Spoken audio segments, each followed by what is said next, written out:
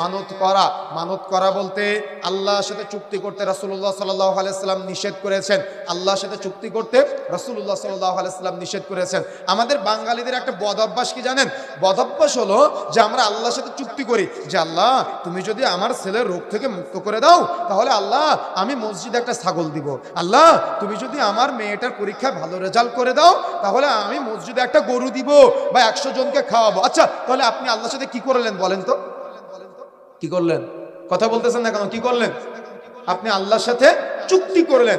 এখন এটা রাসূলুল্লাহ সাল্লাল্লাহু আলাইহি ওয়াসাল্লাম নিষেধ করেছেন। বরং আপনি কি করতে পারেন জানেন? যেহেতু একটা পথ আছে, যেহেতু একটা পদ্ধতি আছে, আপনি কি করতে পারেন? আপনার করার একটা পদ্ধতি আছে, সেটা হলো আপনার একটা গোপন আমল আছে, যে আমলটা পৃথিবীর কেউ জানে না, পৃথিবীর কেউ জানে না। আপনি আল্লাহকে বলতে পারেন আল্লাহ আমি ওই যে একটা গোপন আমল করেছিলাম, গোপন দান করেছিলাম, গোপন সাদাকা করেছিলাম, আল্লাহ ওটা পৃথিবীর কেউ জানে না। আল্লাহ তুমি ওই গোপন আমলে যদি সন্তুষ্ট হয়ে থাকো, আল্লাহ তুমি আমাকে বিপদ থেকে উদ্ধার করেছো।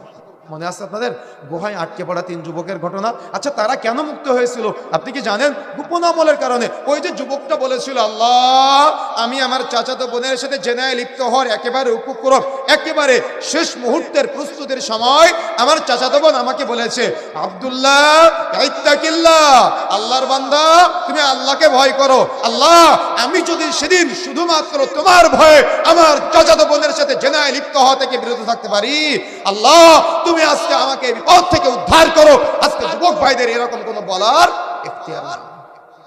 একটু অসহসা দিলেই তার ফাঁদে পা দিয়ে ফেলি আমরা। এই জন্য সতর্ক হতে হবে, সাবধান হতে হবে।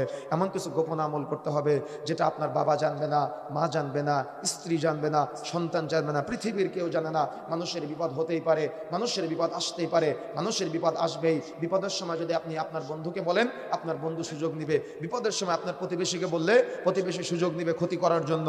কিন্তু যদি বিপদে পড়ে আপনি সাজদায় গিয়ে আল্লাহকে বলেন যে আল্লাহ আমি বিপদে পড়েছি, আল্লাহ আমার অমুক একটা ভালো আমল ছিল, আল্লাহ আমার অমুক একটা ভালো সাদাকা ছিল, আল্লাহ পৃথিবীর কেউ জানে না, শুধু তুমি জানো, আল্লাহ তুমি আমার ওই গোপন আমলের বদৌলতে আল্লাহ তুমি আমাকে আজকে বিপদ থেকে উদ্ধার করো, এই রোগ থেকে উদ্ধার করো, আমার সন্তানকে হেফাজত করো, আমাকে এই এই এই এই কাজে তুমি সফলতা দাও। আপনি একদিন চেয়ে দেখেন তো আল্লাহ আপনাকে দেয় কিনা।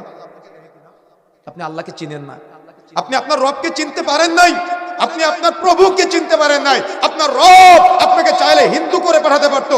রাসূলুল্লাহ সাল্লাল্লাহু আলাইহি ওয়াসাল্লাম বলছেন কুল্লু মাউলুদিন ইউলাদু আলাল ফিতরাত, বুখারী মুসলিম মিশকাতুন নম্বর হাদিস। প্রত্যেক আদম সন্তান যখন দুনিয়াতে আসে তখন সে ফিতরাতের উপর আসে, অতঃপর তার মাতা পিতা থেকে ইহুদি নাসরা বানায়, তার মাতা পিতা থেকে